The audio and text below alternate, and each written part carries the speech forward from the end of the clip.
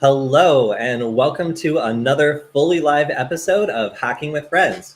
My name is Kody Kinsey. I am a security researcher at Varonis, and today I have three friends with me today. I have, as usual, Alex Lin, a fellow cybersecurity researcher, and I also have Darren Kitchen, the creator of Hack5, and MG, the creator of the O.MG cable. Everyone, thank you for joining me today. Of course. Yeah, it's great to be hacking with friends. Yeah, it's gonna be fun. So we've been brought together by many things, but most notably, probably, I would say all of us have probably been working on Ducky script stuff this week, if I had to call out anything. But we've all been working on some super interesting projects, and we like to share a little bit about what we've been working on in the top of this segment, because we are going to be answering your questions both live and from the channel. So if you don't get your question answered on the stream, if you're watching this on replay and you want us to answer your question in the next one, make sure to leave it on the YouTube channel, because every week we will go through, pick out the best questions, or just any question we can legally or safely answer, and answer them live on the stream. So to everybody in the chat, it's great to see you, and a special shout out to Zam for keeping the peace and being the moderator. So if you have any questions, provided they are legal and follow the rules, then feel free to leave them in the chat, and we will try to answer them as best we can. So let's start out with kind of what we've been working on. Actually, MG, do you want to start with you? Because it seems like you've had a pretty busy week, starting with the video release on Monday. Yeah, so on Monday we released the O.MG adapter. So yeah, I got some of those over here. So these little guys right here. So you probably seen a decent amount of these A to C adapters floating around with the proliferation of Type-C, especially in the workplace. And yeah, so if you're familiar with the O.MG platform, which kind of started off in the O.MG cable territory,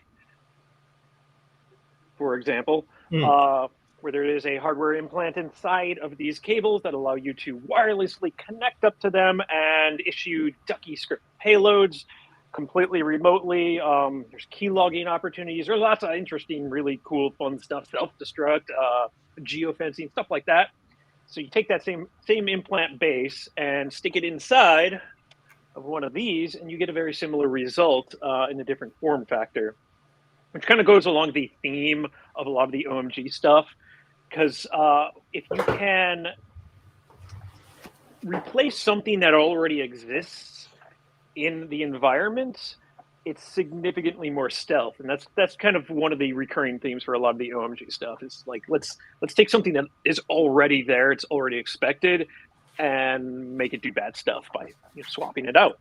And yeah, that's kind of what I have been working on this week. Would you go so far as to say that could be perhaps called an evil dongle?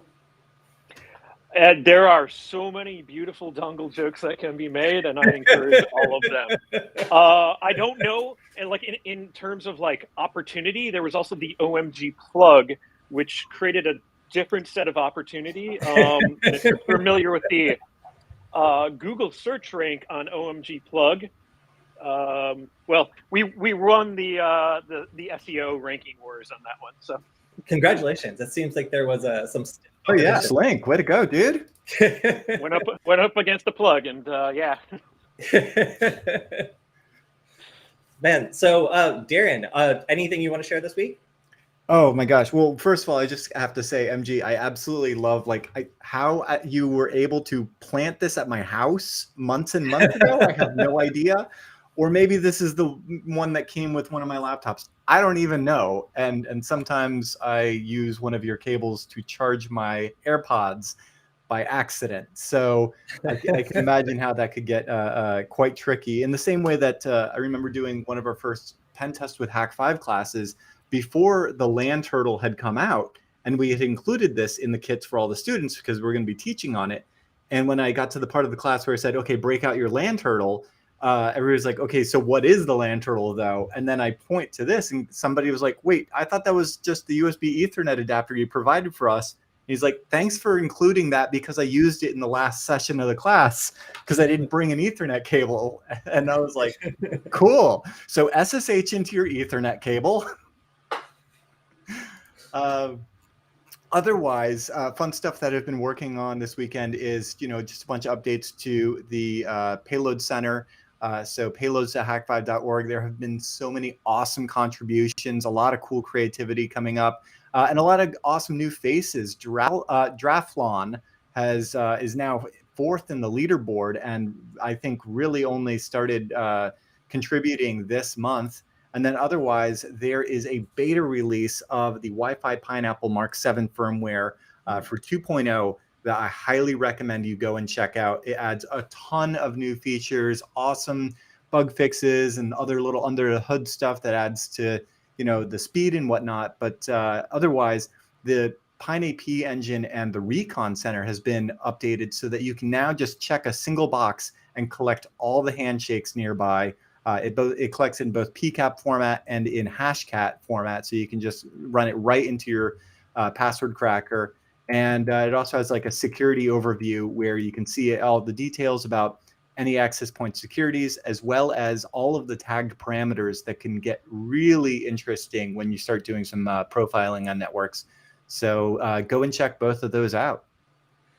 That seems really interesting, especially. So one question I have is for the handshake capturing, which is, of course, I like hacking Wi-Fi, and that's the thing I'm immediately going to want to do with that. Is that an active or passive gathering of Wi-Fi handshakes? So you have both the opportunity to just passively tell it collect any handshake that you happen to see go by, whether it's a partial or a full handshake. You still, of course, have the opportunity to be specific, and just target the networks that are part of your engagement. And in the case that you're specifically targeting just one, what will happen is it'll lock to that channel rather than channel hopping and just collecting whatever it happens to see. You lock to that channel, you collect just the handshakes for the access point that you're looking for. And then, yes, you can be a little more active in that regard. You can just click deauth all clients, and then they all want to reconnect, and then they all re-handshake.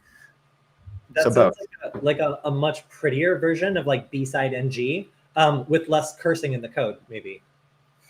There's cursing, but it happens on the development side. We do the cursing for you, so you can just click a button on a web interface.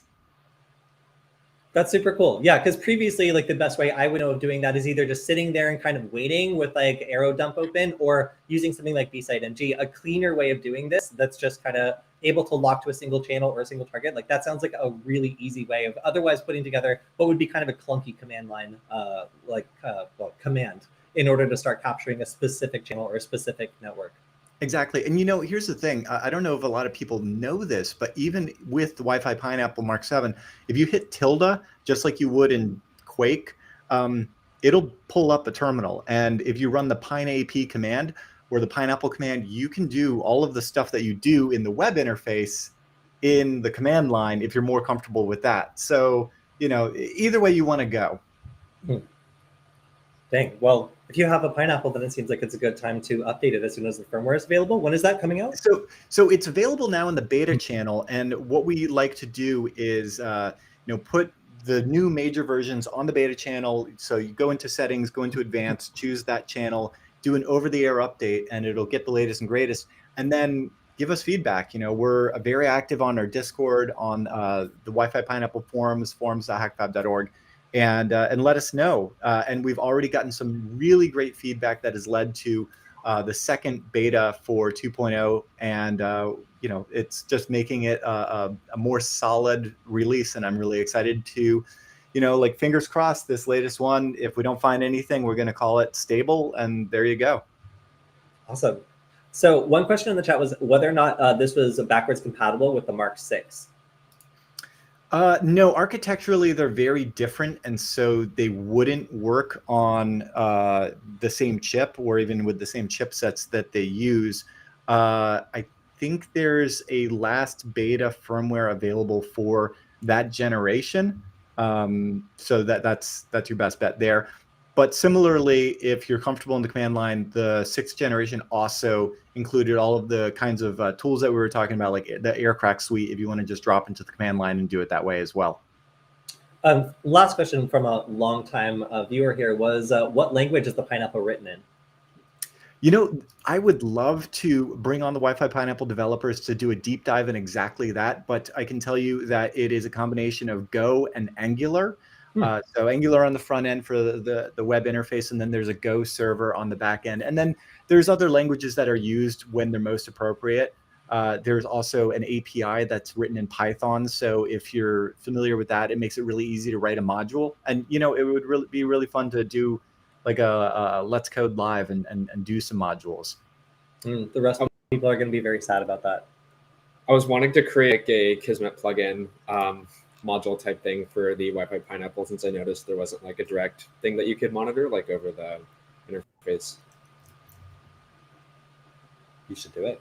I want to. Okay, so speaking of Alex, you've been working on some ESP32S2 specific stuff, and this is a really exciting new chip that came out from Espresso. Hopefully it adds a lot of really interesting features that the ESP32 previously lacked, like native USB, and we have been trying to bring DuckyScript to this. And there have been some CircuitPython attempts to do this, and in fact, we have a workshop we're going to be doing in, oh my gosh, 5 days. If you're in the Los Angeles area, you can check out Cyber Weapons Lab LA, or just check out the Null Space Labs meetup groups, and you can find out about that. We're going to be showing our CircuitPython implementation, but Alex has been obsessed with trying to make this work in Arduino and getting lower level control so you can do much fancier stuff. And I saw a little preview of that last night. It was super cool. Yeah. So while there's a lot of different platforms that use DuckyScript, this is one that has a screen and also buttons, which makes it so you can deploy things really quickly and also get feedback on the screen. So last night, I don't want to steal your thunder, but Alex was showing me a feature where you can see the DuckyScript that's being executed on the screen in real time to kind of get feedback on what's happening and debug as you're doing it, which I had no idea I wanted that feature until I saw it. And then it was like, this makes it so much easier to figure out where my script's getting hung up or make sure that it's properly parsing it. It just eliminates the problem with like, you know, not being able to get immediate feedback on something you're plugging in. So is it more subtle? Absolutely not. It's cat-shaped and it's cute.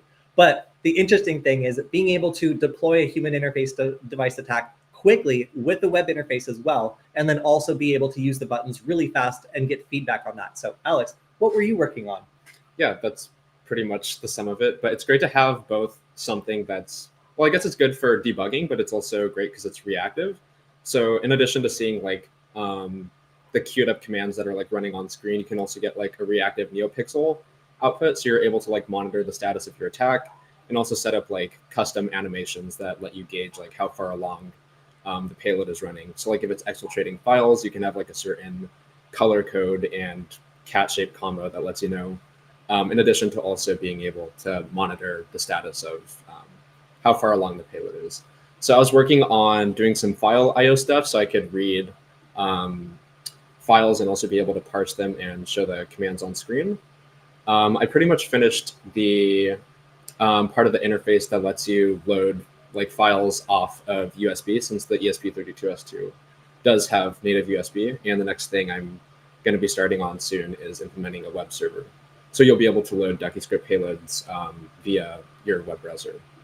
Didn't you run into a little problem when trying to implement multiple key presses for like key combos and shortcuts? Oh yeah, so there's like a library that's a fork of Tiny USB, which is used across a variety of different USB platforms. I think like the Pico uses that, some other software, but there's a fork for it called the ESP32 Tiny USB library. But apparently they rolled back a feature where you needed to do, they rolled back a feature that allows you to press multiple key presses at a time for some strange reason. So when I tried to run payloads that had shortcuts for like opening up terminal or something else like that, I wasn't able to do that. So I implemented a fix for that library, which will soon be pushed. So if anyone's using the ESP32 and has run into that problem, then hopefully my pull request will be accepted soon. Yeah, so previously it doesn't seem like it was possible to use that library to work with the ESP32S2 to do multiple key presses, but thanks to Alex's work this week, it should soon be possible. So another chip that should be easier to use with this sort of human interface device attack. So really awesome work. Thank you for working on that. That was cool. And okay, so for me, I've been up to some dumb stuff. So first, if we switch over to my screen, I've fully rejected the flesh-colored PLA that I got excited about last week and told all of you I was going to try using. It destroyed one of our nozzles and interrupted one of our printers is still down because of just trying to use this flesh-colored PLA. So end of that whole arc, don't use it. Moving on, I've been looking at creating optical QR code collisions. So that means being able to modify an existing QR code just a little bit in order to make it route somewhere else. The idea would be if you're able to scan a QR code, find a domain that is really similar but available, and then make a couple modifications to that QR code to make it lead to somewhere else, that these sorts of collisions would be ways where you could potentially identify a similar URL or even a URL that just encodes to a similar shape, basically, and compare this difference very quickly. So I was able to go through and use a program called DNS Twist and take an original target URL, which was just hackcat.com, and generate 1,200 URLs that are super, super close. And most of these are also available for purchase. So if I wanted to use this for a phishing attack or something, I could actually do that. So after running it through, I used a program that actually creates a difference file that allows me to see how different the original is. And this is kind of, how different the target is from the original one we're trying to create a collision with. And in this case, I was able to get one that was only 6% different compared to a 23% difference for the one on the left. So this is kind of the negative image of how different these QR codes were from each other. This one is mostly completely different. Apparently your screen's not showing. Oh. Well, that's Oof. too bad. I'm sharing it. But if you want to go to my Twitter account, I'll go ahead and drop that in. Either way, it's been an interesting run into finding out how much changing a single character can overall change the outcome of the QR code. I found that depending on where that character is and what it is, it can either change a 6% difference, which would be relatively easy to change maybe, to a 23% difference, which is really, really difficult to change if you wanted to, because that's almost like a quarter of the QR code. So that's what I've been working on. And overall, it's been an interesting time because I tried to scale this by making 3 million different URLs and try to make each one of the QR code, compare the difference and find the lowest one. And that caused me to get flagged by Linode so that I can't use their service for 24 hours while they figure out what it is I'm up to and whether or not they want to allow me on their servers. So that's what I've been working on. And admittedly, not a lot of DuckyScript stuff, except for just automating all the commands that I've had to use in order to generate these QR codes. But yeah, so let's go ahead and start taking some questions. First, let's go ahead, Alex, and take one of the ones from the chat last week, just so everybody who followed my instructions to leave a question in the comments on the video gets a chance to get their question answered. Great. We totally forgot something important. So this is what is it? We didn't mention the giveaway. Oh, please do. Please do. Yeah, right. Darren, do you want to do that? Because you actually know how that works. You are muted. Oh, no. Yeah. How do we unmute Darren? Well, oh no. I can say technology. that we're doing a giveaway. And yeah, at some point, someone will be chosen for the giveaway. And instructions will be dropped into the chat, perhaps, explaining on how you can enter this giveaway.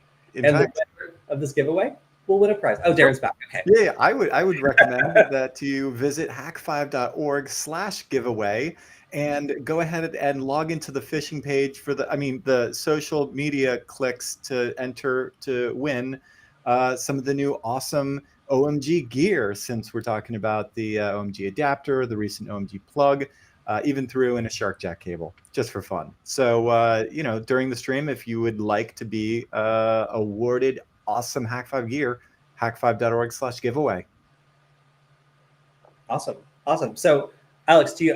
So please enter to win. And thank you very much for being on the stream. We really appreciate everybody who's joined us live today. It's great to get to talk with some of the people who watch our videos, get feedback, and just hear what you guys think of both the products that Hack5 is putting out, the stuff that Alex and I have been working on, and of course, just hear what you think of the videos we've been making. So thank you very much for joining us and asking questions today. So let's go ahead and get to answering one of them. Great.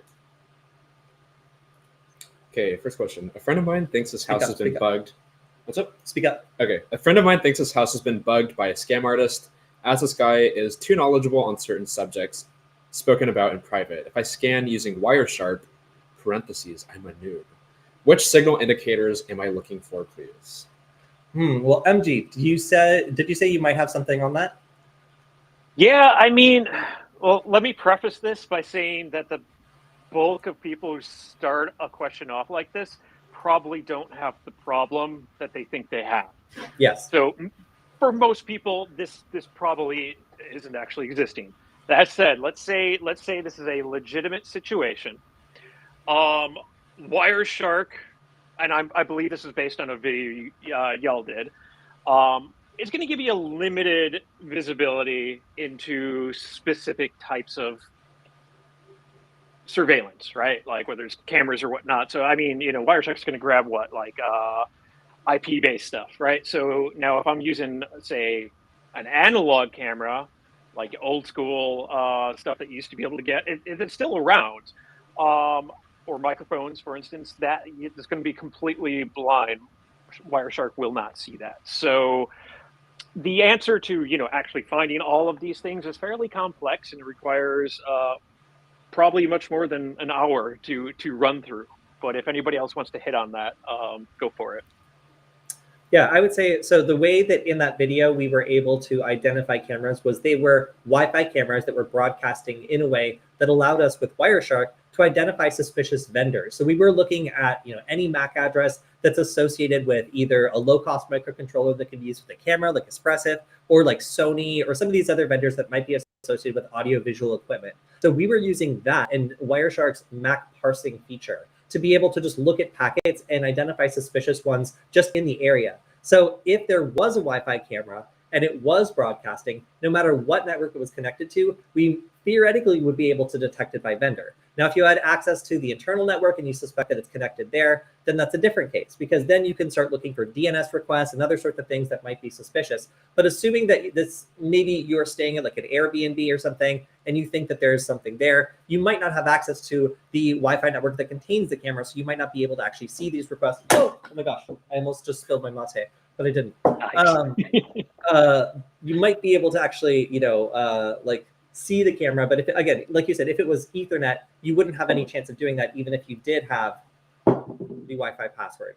So there's a lot of complexity answering this camera question, because if it was a SD card camera, you would have no chance of being able to see it at all with this sort of thing, because the sorts of detectors that would hit on a hidden camera that was recording that SD card would also go off with any electrical device or any like noisy outlet. So there's a lot of different ways where you could get a lot of false signals, make it hard for the average person to find something, or spend hours ripping apart their wall only to find out that they have something that's emitting a radio signal that's weak, but it's just like a waste energy thing, or like poorly wired something. So there's, it's a very, very hard question. Also, it's a rabbit hole for paranoid people, because there will always be some signal going off, and there's always going to be something like glinting that looks like a camera, but then when you get there, it's a screw that's just polished up really well, or something like that. Yep, and exactly. Here's another one that's good for everybody, is to just consider what they're already putting out there, because it could just be something that you thought you shared privately that maybe found publicly. I'm going to go ahead and plug a book here by Michael Bezel. Open Source Intelligence Techniques is a really good. It's in the 7th edition now, explaining all of the ways that you control social media and the like, to find information about like what people are putting out there that I think that they may have the impression is private, but in this day and age, it's hard to make sure. Yep, absolutely. And maybe for a future how-to video for y'all, especially since you're using the ESP chips, is getting into like Mac spoofing, for example, because if everybody's assuming to use just that subset as an authority on what's out there, you can totally change that. And I mean, that's something we have built into the O.MG cable, for instance. Yeah, because somebody who's looking for like a sketchy microcontroller used for hacking stuff is, of course, gonna see that MAC address and get very much alarmed if they know what they're doing. So making it more resistant to discovery by changing the MAC address is simple stuff with microcontrollers, where that's just controlled via one line in a program. Exactly. All right, so one question was, am I Italian? Because I'm doing a lot of hand talking today. I am Irish, but I did just almost knock over my drink, so point taken. Let's go ahead and take the next question. Great. Okay. So someone asks, can the app Thing do the same thing? All right. So Thing is a free, so far it's free, application that works on, I think it still works on iOS and Android, making it one of the most versatile network discovery utilities that I currently know of. It will run on a network that you are currently connected to and discover pretty much everything, unless, of course, you're segmented on your own VLAN or something that's preventing you from seeing everything. It's not going to do anything sneaky, but it will just generally do a very, very good scan both for devices and identify them very accurately, and also will be able to look for open ports, which is great. Honestly, I'm amazed that it hasn't been shut down, because every other useful thing on iOS has been kind of shut down for networking, because it's not even able to see like MAC addresses and things like that for security reasons. So yeah, what would you say? Oh, I do think they rolled back the feature where you can see like the full MAC address and also be able to like identify the OUI like MAC vendor. Great. At least on iOS. Yeah, but you can still see network names and lots of other useful things. So I use it as a tool for auditing Wi-Fi networks pretty much all the time. However, again, our primary mechanism for detecting cameras this time was scanning for raw packets and then looking for suspicious MAC addresses or suspicious connections. So that could be, you know, a weird device with a garbled MAC address that's randomized connected to, you know, the non-guest network at a place you're staying. I wonder what that is. It's an IoT device somewhere, but tracking that down is kind of what we ended up doing by monitoring the signal strength of a suspicious device and walking around until we actually got a hit and a spike on the signal strength. So pretty kind of almost a primitive way of doing this. But Alex, how would you say, how accurate was that once we got it working? Pretty accurate. I did like having the graph because it lets you monitor like in real time. It lets you gauge in an easy way, like how close or far away you are from the target. And also the ability to plot it like on a logarithmic scale helps you like exaggerate the signal strength like once you get closer to it. It's like most of the times the RSSI is going to be somewhere between like 60 to like 90. So it's better. It's easier to see when it's like in the higher ranges using that logarithmic distortion. All right, so we have a question for MG. Does the O.MG adapter do USB injection? Yeah, so the O.MG adapter does keystroke injection payloads, Ducky script, right? Put the Ducky script inside of your web browser. It goes out of the USB-C connector into whatever it's plugged into, which also includes mobile devices that support it.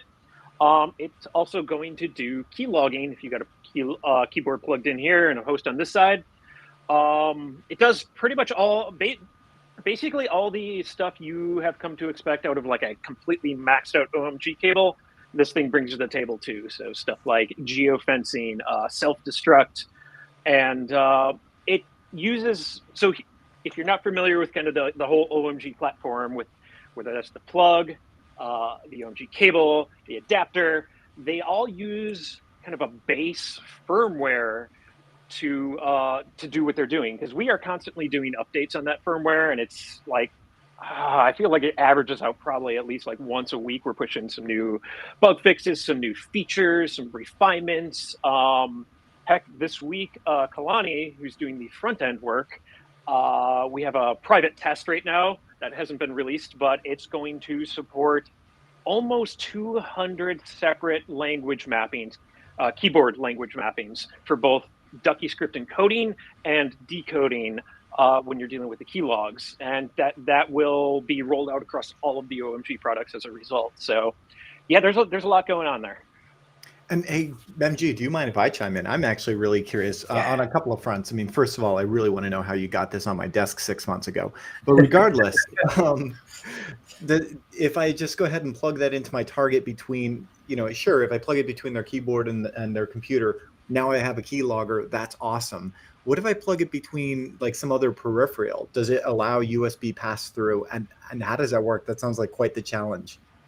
Yeah, exactly. So whether it's the adapter or cable, it's going to behave like a normal one. So when you first plug it in, the host isn't going to see a USB device inside the device itself. Now, if you have like a phone plugged into the other side, it's only going to see that phone. And yes, the data will flow through it. So USB 2 speed, so 480 megabits per second, that's going to work just like a normal adapter or cable, depending on which one it is. And only when you are deploying a payload does that change. It'll steal the lines for a little bit, transmit the payload, and then release.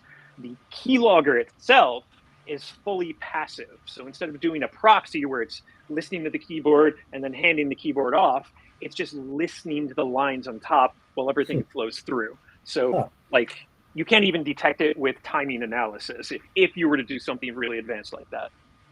That's awesome. I love the idea that if you planted this on, you know, the boring Logitech webcam everybody has in their office, and since everything is, you know, moving to USB-C and a lot of old peripherals are USB-A, that it would just get lost in the fray forever. And then only when you need to inject will it go doop doop. Absolutely. And that's like one of the cool things is that these, because of how they look, are going to be something that can just persist in the target environment, which, you know, a lot of people talk about persistence, and it's usually, you know, code execution, like when the machine boots up, it re-executes. And this adds another layer where you can externally do that. So if you're gonna run a payload against a, you know, a laptop and it gets detected, it gets cleaned, but this is still in play, you can just reinfect that machine as soon as it comes right back. And that opens up a lot of really interesting things. And you can change the payload too. Like if you notice the blue team detected what you were doing, you can completely modify that payload completely remotely, retransmit it in a completely unique way. And you know, there was a question here about the range on this. So there's no one immediate answer. There's a lot of flexibility in here. So the ability to interface with this via a web page, it's going to depend on your device. So like a phone is going to have less range because it's got a smaller antenna, smaller radio. You use a laptop, it's going to get even more range. And I think just like a standard MacBook, you're going to get roughly, I think it's like almost 150, 200 yards line of sight. But again, if you start Right. using Throwing a one of more powerful these. antenna, yeah, Yeah. exactly. You start using an external, something with a directional antenna, that changes the game quite a bit. And further, if all you're trying to do is trigger things, like you've got a payload that's already in there. And Darren and I did a video on this with Dave. We went out to Oakland and tested this, where you put a payload on there that is triggerable via the visibility of an SSID or something like that, right? So you put that on the cable and it just sits there and it listens. You can trigger that, as we tested, from over a mile away in downtown Oakland. So Yeah. it's And the only about what reason you want to we do. didn't go any further, we were going down the street and we just couldn't believe how far we were going, and we were still able to trigger that payload. The only reason we stopped at a mile because we were in front of a federal building and we couldn't cross it. So we did a video about this. We were able to receive the SSID of a signal using a parabolic antenna, or actually it might have been, never mind, it was just a Yagi antenna on top of the Hollywood sign in downtown LA, 5 miles away. So 5 miles. Theoretically, if all you're doing is just sending a triggering SSID and you're not trying to create a Wi-Fi connection, 5 miles is what we have observed personally from being able to send or receive with the Yagi antenna, which is, again, highly directional. So yeah, exactly, right. And just to add one more bit of clarity onto that, once you turn on the keylogger, the way the firmware is configured, and again, we can change this. If you have a different use case or a better functionality, let us know, and we're constantly changing it. But the way it's currently configured is once you turn on the keylogger, it stays on between reboots and everything like that until you manually turn it off. So turn it on, let it go. It's going to find its way into your target network, and it's just going to start logging. You don't have to do anything. One of the things that I've been doing with the O.MG cable since you came out with it with Wi-Fi is, rather than have the AP run on the actual cable itself, I like to have it connect back to an access point of my choosing, and that access point of my choosing happens to be the hotspot on my phone. And the reason that I do that is because then it's a lot less likely that somebody using a Wi-Fi analysis tool looking for access points that shouldn't be in their building will find this, because it's a client constantly looking for a specifically named access point. So that way I go in, can deploy, and then if I want to do an update, change some things later, I just have to be in vicinity of that cable, spin up my hotspot, it will connect to my phone, and then I pull up the web interface from my phone. Exactly. That's another fun way of doing it. There's a lot of different flexibility in how you want to do it. So whatever your constraint is, there's probably a really cool way of working around it. Can you tell us a little bit about the self-destruct feature? That seems pretty interesting. Yeah. So just by name, a lot of people are like, wait, what? Am I going to have to buy a new one? So there's O.MG programmer, right? Like, I mean, you plug whatever the device is, or a plug, a cable, one of the adapters, you plug it into here, connect it to your computer, and you flash the latest firmware on it And right now, there's multiple ways of doing this, customize and all the flexibility. But the easiest way is to click next 3 times in like your Chrome web browser. So it's super easy. And once that's on there, now you've got active firmware. There are many ways to initiate self-destruct. You can just manually click it. You can have it run at the end of a payload. So you've deployed it to a machine and now you want to completely erase anything that's on the cable. Maybe you want to erase the key logs that are in here. There's so many reasons you would want to do this. But basically what happens once self-destruct has initiated, all of the data that is on the implant is gone. So keylog's gone, payload's gone, functional firmware is gone. Like the radio's not going to be working or anything like that. And you can optionally keep the data lines intact, which is going to mean it either operates like a normal cable or adapter, or you can optionally break those lines, which means that data will no longer pass over them, which is a beneficial thing in some scenarios where you want the target to dispose of the cable or adapter. And that's fully recoverable once you've got it back on the programmer again and can restore everything at that point. I love that, because anybody that's worked in IT knows, what do you do when you find the Ethernet cable that's busted? You break out the pair of scissors and you forget to do the rest. You really just throw the cable back in the drawer with the rest of them. Let it be the next person's It can only go so far, but yeah. Somebody is going to use this to give it to their video game opponent to plug into their like keyboard, and then at the right moment kill it.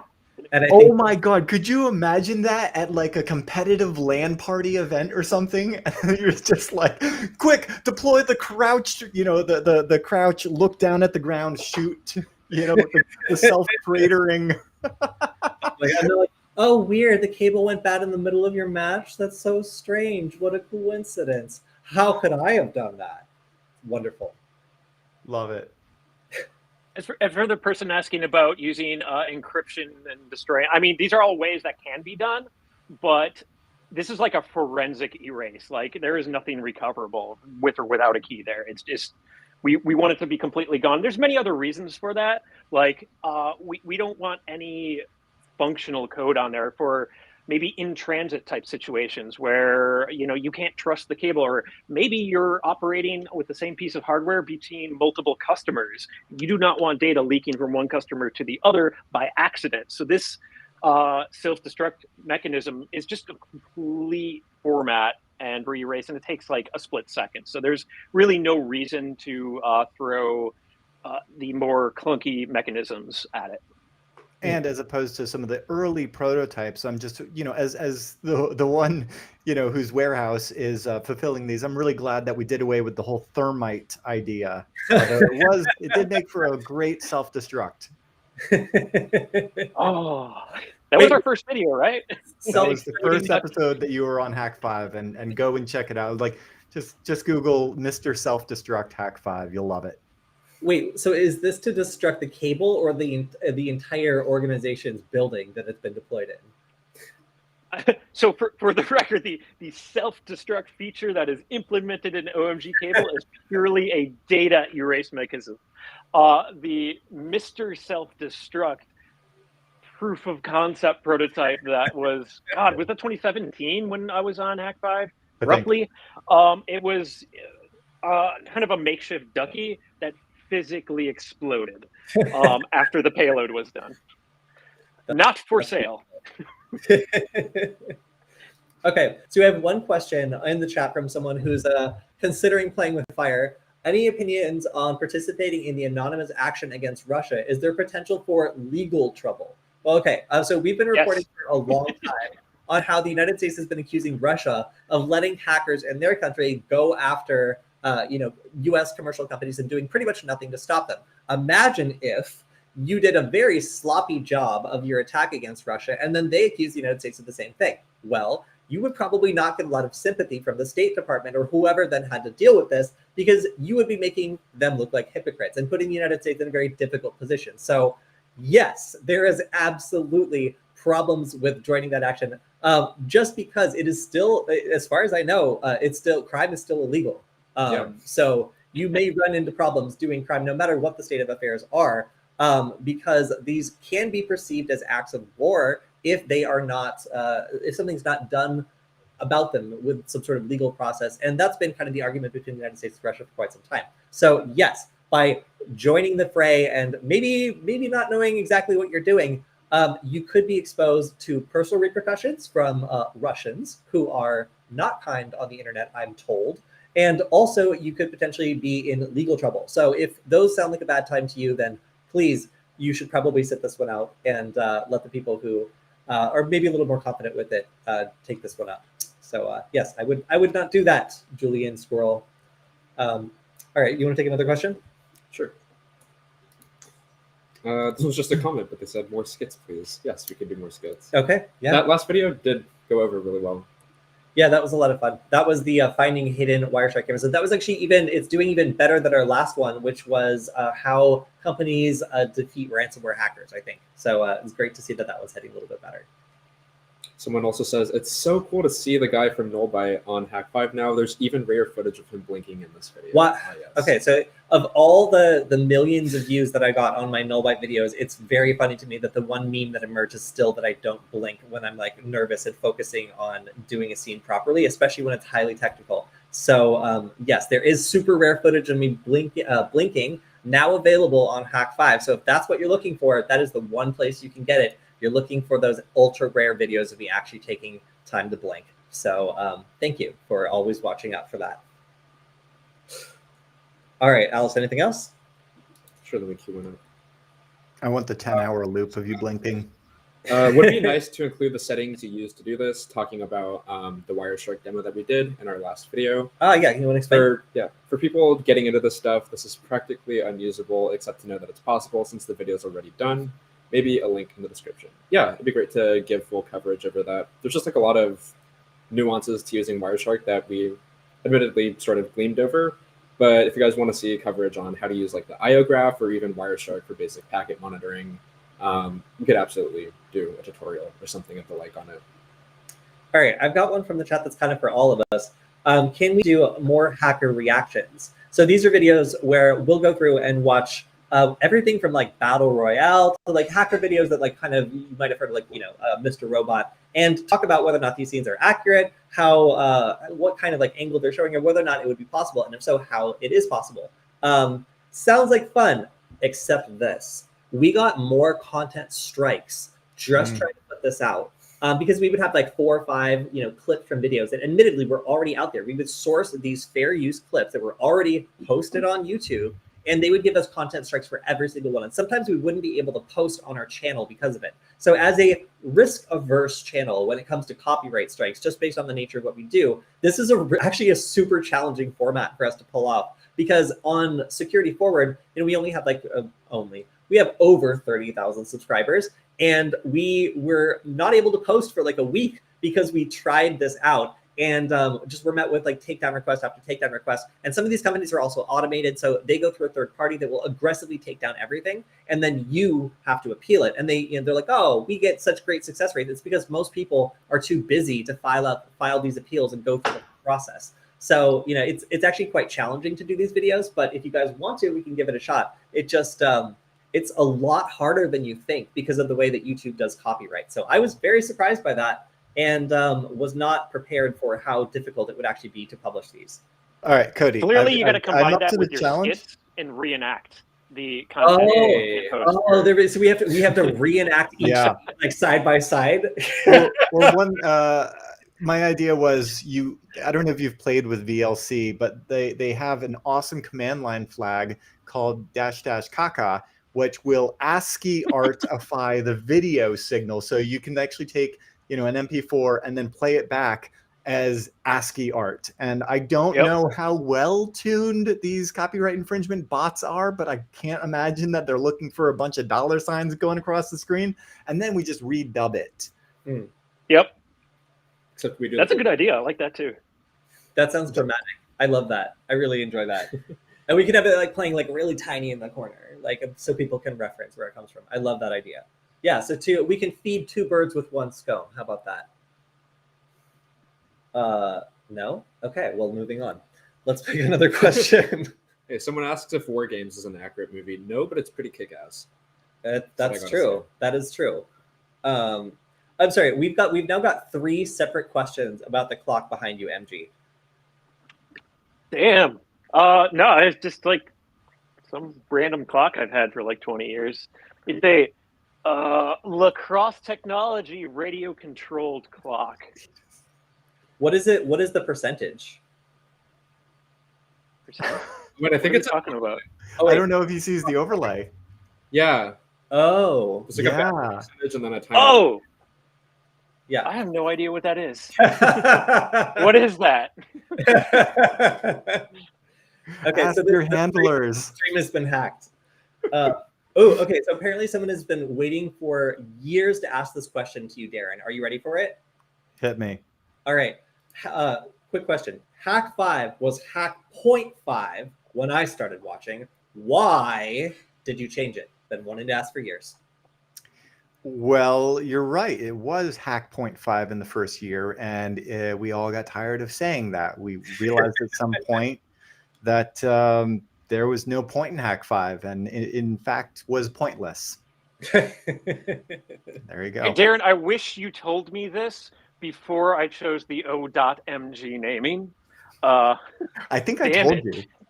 I remember telling you specifically, but at the same time, it's like we spelled it wrong because Googleability, and I didn't know we would have potentially the ability to take over whatever HACK5 was then.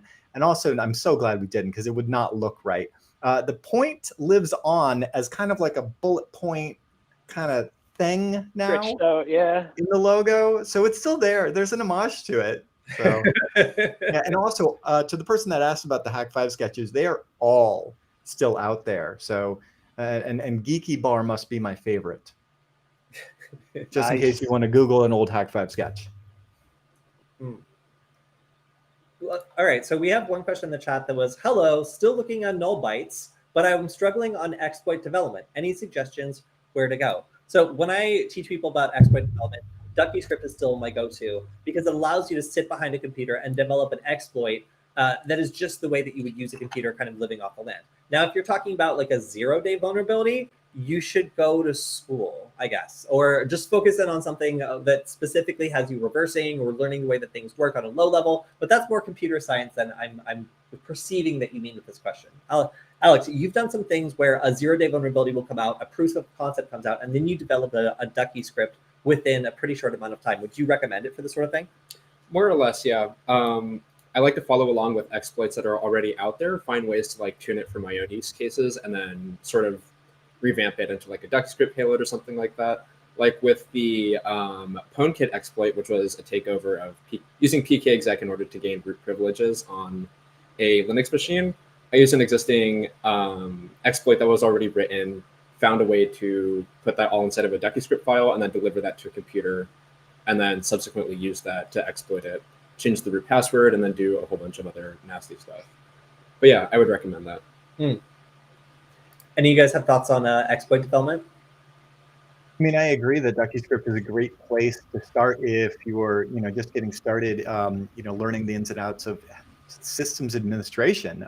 Talk about living off the land. That's what we had to do when we were all, paying our dues in IT, and where a lot of the Ducky stuff came from. And so it kind of forces you, because of the limitations, to kind of work within what's possible with just keystrokes. And so as a learning exercise, I think it's fantastic. And as a language, it's only growing to encompass more in terms of learning some good programming fundamentals that we can talk about in another stream. But regardless, yeah, that's a good place to start. And I also agree that when you're, if you're talking about like 0 days and things of that nature, reading source code and just walking it through. A different kind of rubber ducky, literally rubber ducking the source code back to yourself. And that is a terminology to mean explaining the code as if you were talking to a real rubber ducky and saying like, when this when this variable gets set to this, then that's going to happen. And that's when you have those epiphany moments of like, oh, but what if I set this variable in a way that it was not expecting to be? And so a lot of times, at least in my experience, I've come across certain things when I am explaining it to a friend, and then suddenly it's like, that eureka moment happens. So grab a rubber ducky and grab a rubber ducky. I'd even go higher and say even reading the manual is going to be a great place for some of this stuff, whether it's the source code, the comments in it, stuff when it says, hey, don't do this thing. You should figure out why. Just go look. You're going to find some good stuff. All right, so one question I really like, because I have an immediate answer, because I used to struggle with this, is question about pen testing. I'm not in the field, I'm just curious. How does one conduct an Nmap scan on a network if they don't know the IP address in the first place? What are some ways to find out? It was funny, when I first got started with networking, I had no idea how to calculate a network range or what that meant. I just knew that I wanted to blast them tool across the entire network or be able to run a scan. So I was floored when I found out that I could just use, I think it was on a Hack 5 show, actually, that I saw I could use IP calc in order to immediately just first get the IP address that I was currently assigned, calculate the entire IP range and everything in it, and then be able to pre-format my request. So I really didn't need to learn very much about networking for a while because I used IP calc, which is a very simple Linux utility that's super easy to install in order to calculate the network range, even when I was kind of an idiot when it came to networking. Alex, what would you say? That's precisely what I do. I usually use like IP route. You actually showed me IP calc, but that's just about the gist of it. I use tools to help me calculate the network range that I'm trying to do a scan on. Also, maybe an ARP scan. I'm sure both of you have some thoughts as well. Yeah, I mean, I can look at an IP address and tell if it's a class A, B, or C, but when you come to the CIDRnet stuff and figuring out, you know, those more complex net masks, yeah, I definitely use a calculator as well. So I was just doing that earlier today. Well, earlier today I saw 255.255.255.0. Now I go, oh, all right, /24. And those are the kinds of things that you develop over time and just doing them. But yeah, I don't remember what like a /14 would be. No idea. I would have to look it up. Yeah, exactly. Like it makes sense. And I know how to strip it down to binary. Once you've got it at binary, it all lines up perfectly. But like when I need it at the moment, I'm not doing that. Like I'm just going to Google it real quick. So yeah, agree. What everybody said. So another question is, can you build a rubber ducky out of a normal USB? This is something we covered on Nullbyte a while ago. And the answer is yes, no. You can find some USBs that allow you to do sort of something like this, but it is super hacky, and the odds of having one just available to you that happens to support this are relatively low. I know because I used to help out at various hacker conferences by registering as a journalist, because I am, and then making sure that none of those poor, vulnerable journalists got any of the potentially malicious USBs that were left out for journalists. So at the end of the conference, I would have like 200 random USBs, and I would go through and see if any of them were the correct type that you can do that. And none of them ever were. So there are USB devices you can modify in order to do this, but it's not all of them, and it's not super reliable. And even then, it's a pretty hacky way of going about it. Yeah, and my patent and trademark lawyers would, murder me if I didn't also mention that while you can build something that does keystroke injection, which is the attack technique that we introduced to the world when we developed the USB rubber ducky in 2010, you can't make a quote USB rubber ducky that is our thing. And you are watching a live stream now with the only 3 entities that have officially licensed Ducky Script, the scripting language that processes those keystroke injection payloads. Mm-hmm. So little nuance there. I think you understand what I'm saying, though. Yeah. Further nuance, bad USB. Like that I think is the only instance of that actually being bad USB. Like that, the ability to modify the firmware of an existing drive. That what was that? Karsten Noel, I believe, and a couple other people. That was the bad USB attack. That's the only instance where it is bad USB. Everything else is not bad USB. And that bad USB, it wasn't, the software, from what I understand, wasn't released, and the demonstration that was provided was mimicking the USB rubber ducky. So yes. Yeah.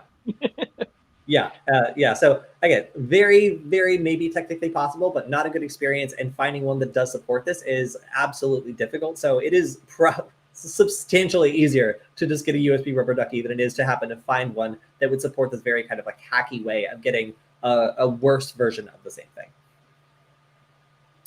How do we buy Hack5 products in Korea? Oh, that's a Darren question. So all you have to do is get Korea to become what is called an ENC favorable treatment country pursuant to US 15 CFR supplement number 3 to part 740. It's a BIS license issue. And if that made any sense to you, then you probably know a lot about export control. And if you don't, let me let you know, it has to do with export control. And we have to play the game that was presented to us that we absolutely love, and we love our friends with the shiny shoes. So we play the game, and that's where we can sell. So if you go to hack5.org/compliance, you can find a pretty listing of all of the countries where you can get Hack5 tools, as well as a lot of information on export classification codes and TAA compliance and compliance to a lot of letters and numbers that probably don't mean much to you, but do mean a lot of things to our government and the governments that our governments are friendly with. I actually didn't know that. I didn't know like which countries you can and can't get it from, but now you do. So please tell your government to allow the USB rubber ducky and join that thing that Darren said. All right, next question is if you don't have knowledge of programming, can you learn hacking? Yes, I would say plenty of pen testers absolutely don't have programming backgrounds. They know how to use tools that allow them to use frameworks like Metasploit to go through and conduct a pen tester assessment based on a couple different things that they then write up into a report. It doesn't require you to be a computer scientist, but networking knowledge does help. Anybody else want to take a stab at this? I'll just chime in and say that I did get started with sort of hacking before I actually learned how to do programming, although it does help to automate like your workflow when you're trying to exploit something or stuff like that. But yeah, I was right. Oh, go ahead. Oh, I missed the gist of the question. Was this the getting started? Oh, the question was, can you get started with hacking if you are not knowledgeable with programming?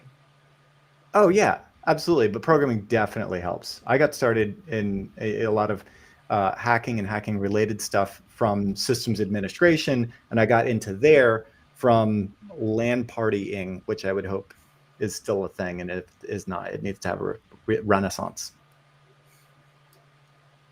Yeah, it depends on kind of what they mean by hacking, for instance. Like, are we talking about like the security field as a whole? But basically, the answer is still kind of the same thing, in which it's really wide. The entire topic has such a wide, different set of specialties that, you know, in some cases, no, programming is not essential or possibly even used in some areas of that. But yeah, depending on what you want to do, maybe you do need programming. So we have to get down to specifics to fully answer it, I guess is my point. Yeah, like if you want to play with us and, you know, write microcontroller stuff and work with it, like these really cheap little computers, yeah, you got to learn a little programming, because you can't tell them, there's no operating system, there's no GUI. You can't tell them to do what you want to do without explaining it to them. So, you know, being able to learn a little bit of programming, even if it's just Python or MicroPython or CircuitPython, is enough to get started doing hardware stuff and USB attack stuff as well. Like if you really wanted to like write your own like CircuitPython program to do that, like you totally can. So can it let you build your own tools? Yeah, absolutely, if that's what you want to do. But if you just want to do pen testing and you want to run with Metasploit or some other solution that lets you just go through modules and check for reasonable vulnerabilities, then provided, you know, you don't think you're like the craziest hacker in the world, you know, and you know that like you're part of a team and like your expertise adds to it, then yeah, I think you don't need to be the best programmer. But being a well-rounded person when it comes to the way technology works is essential, I would say. Yeah, I would even go as far as to say that I feel like 90% of the coding that I do, I classify as scripting and not necessarily programming. I can't remember, you know, in very recent times, the last time I, you know, I had to like cross compile something to a different architecture or anything like that.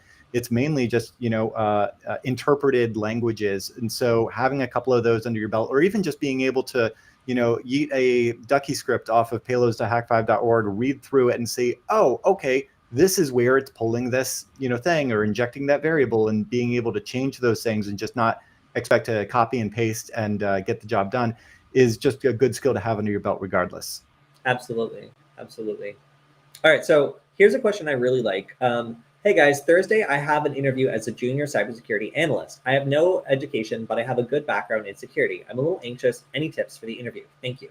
So I've been somebody that hires people before. And when I look at somebody with an education versus somebody with a good background of demonstrated work, I am immensely more confident about the person that has a proven ability to do work rather than I am to have someone who, stuck through school but doesn't have any face-to-face interaction with what their job is really going to look like on a day-to-day basis. If you've been already doing this job for a while, just know that in the eyes of a lot of recruiters or a lot of people doing job placement, like it is absolutely an advantage that you have those skills that come from experience as opposed to theoretical skills that sound good but haven't really been proven in the real world. If you can show that you've held that job down already, that you've consistently improved the workplace you are part of, and that you're continually trying to educate and grow yourself, I would say that you are an excellent candidate, and I would not worry about the lack of education, because it certainly hasn't held me back when it comes to being able to demonstrate my work and have people hire me just on that strength alone. Anybody else have any thoughts? Yeah, good luck on your interview as well.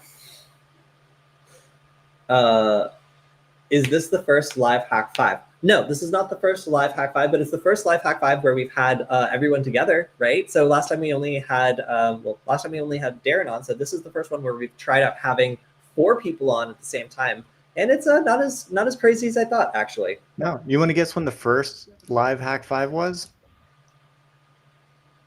2005. Ah, close. Really? 2006. Ah, that was really Yeah. close. Dang. You had to install a plugin to VLC to be able to tune into an RTMP stream because YouTube Live did not exist. Oh, and I don't think the iPhone was out. Wow, I can't believe we're about to celebrate 17 years in August. Wow. Nicely done. Yeah. Let me tell you, this is a lot easier to join a stream through a web browser than it was back then.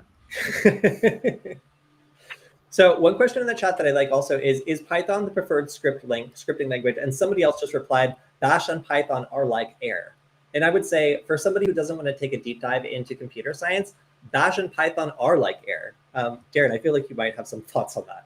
Oh no, I have gotten so far in my career by just a number of scripting languages.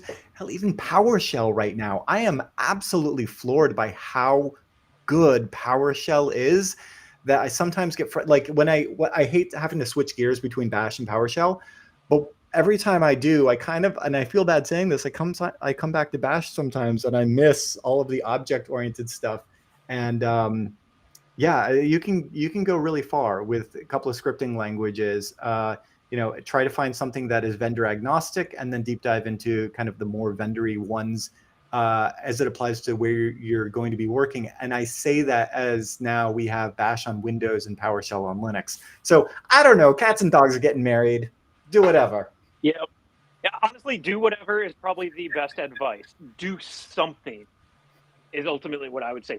Just pick something and just do it, figure it out, learn it. A lot of my experience with this is, here's something I need to figure it out right now. The ability to figure it out right now is really the core of it, and having some foundation of, oh, well, I know this language kind of gives me a foundation to figure out this language and figure it out on the fly.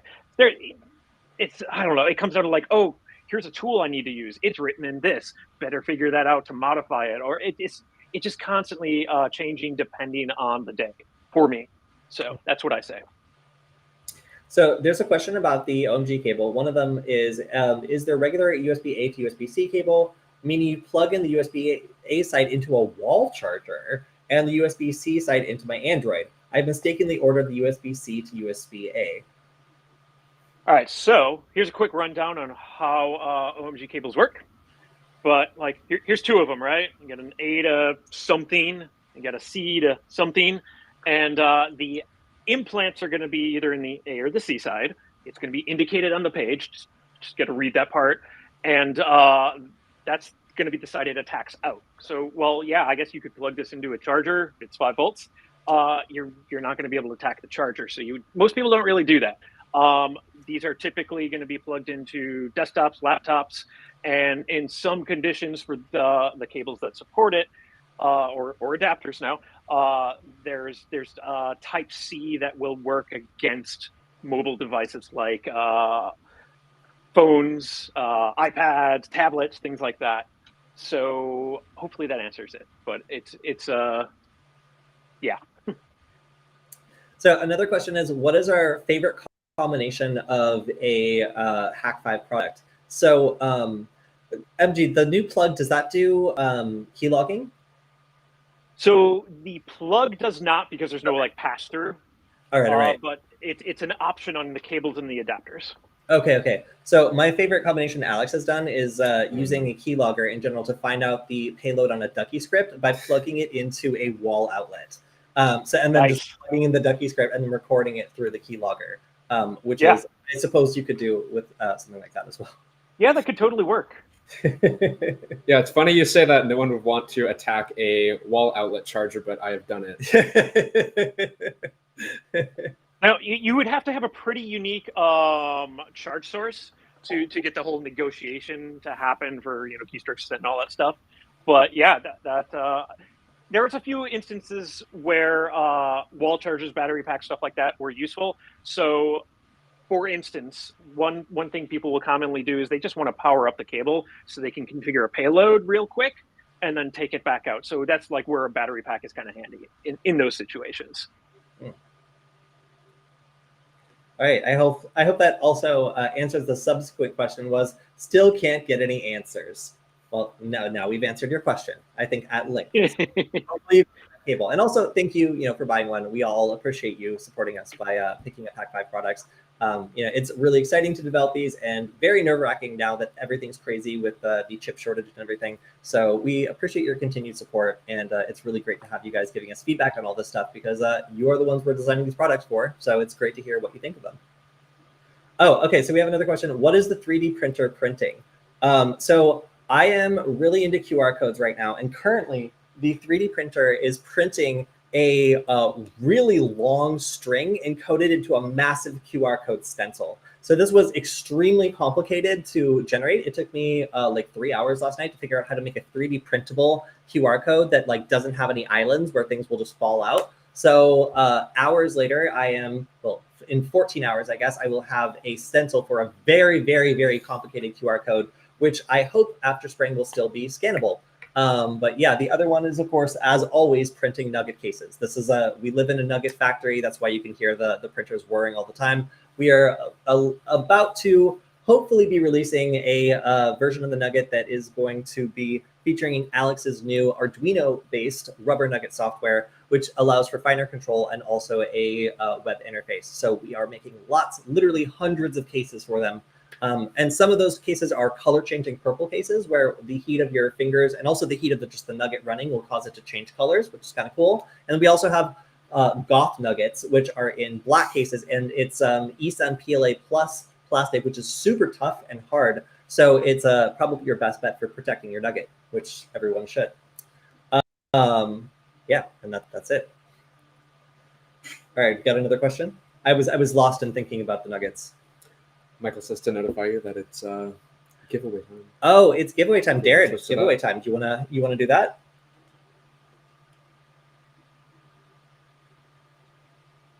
You're muted. Yeah, I wasn't sure if you were muted for just me or for everyone. But yeah, all right. Absolutely. There we go. We had 237 entries, and I have learned the keyboard shortcuts to unmute myself, which is fantastic. So we are all winners, including Bruce, who I'm not going to dox from Virginia Beach, who is the winner of our Shark Jack cable. So congratulations, Bruce. We also have a winner from Ireland, who is going to be taking home the O.MG plug. That's Kyran. And from Denver, Colorado, for the new O.MG adapter implant, not the one that's been on my desk for the last 6 months, sending all of my data to MG. I don't know how you were able to do that. But Tejas is now the winner of the Hack5 gift card that you can use to grab yourself a O.MG adapter. Cool. And again, thank you so much to everybody in the chat today. It's so great to get to hear from you guys, get to hear feedback on our videos, our products, and everything else. So if you have any other great questions and you're watching this later on, make sure to leave your question under the chat here, and we will answer them next time. And hopefully, maybe we'll have prizes then too. It seems like a pretty good live stream to attend, you guys, if you also get a chance of winning a Hack5 product. So go ahead and get your questions answered. Leave them in the chat. And I think this is the last question we'll be able to answer. Any future 5 gigahertz support for the Nugget? You have no idea how much we would love to do this. However, there are currently no Espressif chips like the ESP32S2 that support 5 gigahertz. It just isn't in the works. There's a weird, obscure Texas Instruments chip, which costs like $30, which does support 5 gigahertz, but the documentation is not good enough that it's really a good target. So right now, there are no chips on the radar that seem to be able to do all the stuff we want to be able to do and support 5 gigahertz, unfortunately. So we'll let you know if that changes. But there is, I think, 5 gigahertz support on some other Hack5 products, right, Darren? That's right. If you're looking for 5 gigahertz with 5 radios, this bad boy just went into production. This is a prototype on my desk. So I can't give you an ETA, but I can tell you that the Wi-Fi Pineapple Enterprise has survived the chip shortage after being reworked to somehow dodge the chip shortage. So yeah, stay tuned to a WiFiPineapple.com near you. Wow. Okay, cool. Well, that sounds really nice, because frankly, there's not a lot of hacking tools out there that support 5 gigahertz very well. And we get this question all the time, and I hate being forced to say that, we don't have that in the works. So yes, there's support for 5 gigahertz in the Hack5 family, but no, unfortunately not on the little Wi-Fi Nugget. And someone in the chat also said, ESP32 Ducky. Well, unfortunately, Espressif made the choice between Wi-Fi and Bluetooth stacks on this particular chip, and it only has Wi-Fi, which is a little bit odd. But there are some other chips that do support Bluetooth. However, some of them don't have native USB, which makes it so it's not a good attack platform. So we'll let you know how it goes looking into that, because we thought of it too, but currently it's not something you can switch to like you can in the old ESP32. So good question though. Oh, and all right. Lastly, real quick, if you've got a Wi-Fi Pineapple Mark 7 and you're looking to add that 5 gigahertz functionality to it, look for the Mark 7 AC, now supported directly in the 2.0 beta. We can talk more about this next week or the week after, as we have some exciting announcements regarding that. But MK7 AC, that's a 5 gigahertz radio that'll work not only with your Wi-Fi Pineapple Mark 7, but also your laptop and your tools like Kismet and AirCrack and all the rest. Awesome. All right, everyone, thank you so much for joining us today. And we are currently out of time, but if you want to ask us more questions, then go ahead and join us on the next stream on Tuesday. Should be the same time, and we'll see what guests we can get. Darren, MG, if you guys are free, you're welcome to drop by. But of course, we know that you guys are busy and constantly developing new products and new payloads. So we'll see what happens. Good stuff. Yeah, great to see everybody in chat. Cheers, guys. Yeah, absolutely. All right, so if you have any questions, again, make sure to leave them on the video channel. Make sure to subscribe. You can also check out the Security Forward channel, where we will also be doing our new stream on Friday. And also a shout out to Rodas for letting me do this on my day job. It's kind of fun to just get to hang out with all my friends, talk about hacking stuff, and have that be my job. So thank you to them for sponsoring the stream. All right, everyone, we'll see you next time. And yeah, bye.